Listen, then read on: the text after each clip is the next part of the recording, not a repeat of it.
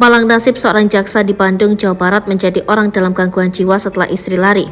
Diketahui sosok jaksa yang mengalami gangguan kejiwaan ini bernama Musa. Dirinya mengalami stres berat setelah harta dipelorotin istri. Cinta tulusnya pada sang istri ternyata tak mendapatkan balasan setimpal dan justru berujung dicampakkan. Padahal dulunya pria tersebut sering menafkahi istrinya hingga 1 miliar rupiah per bulan.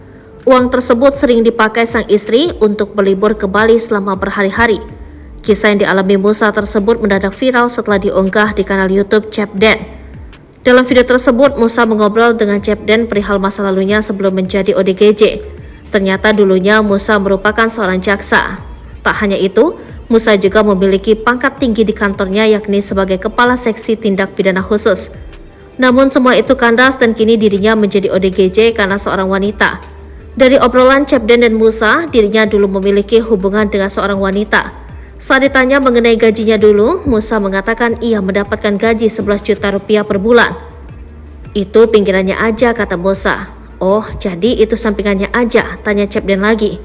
Rencananya 100 juta rupiah, tapi salah pilih ibu rumah tangga, tambah Musa.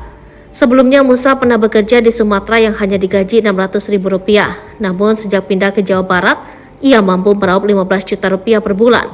Musa pun menceritakan gegara seorang wanita ia harus menafkahi 1 miliar rupiah tiap bulannya. Bahkan uang tersebut harus diberikan secara cash tiap bulan.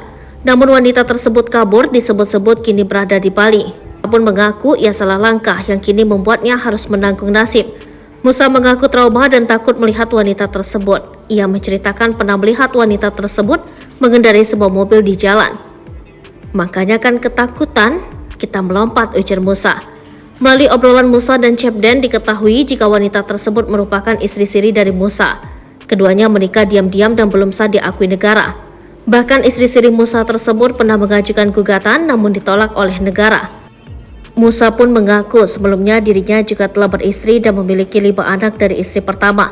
Namun habis-habisan seusai menikahi istri kedua. Menurut cerita Musa, istri keduanya merupakan seorang pemborong. Memiliki relasi yang banyak dan pintar melobi kliennya. Hanya saja Musa harus memberikan uang bulanan yang besar untuk istri-istrinya tersebut. Mengenai status PNS Musa, menurut ceritanya ia masih aktif. Namun saldo mengendap dan ATM-nya telah diblokir. Saat masih menjabat, dirinya pun sempat menangani sekira 50 perkara.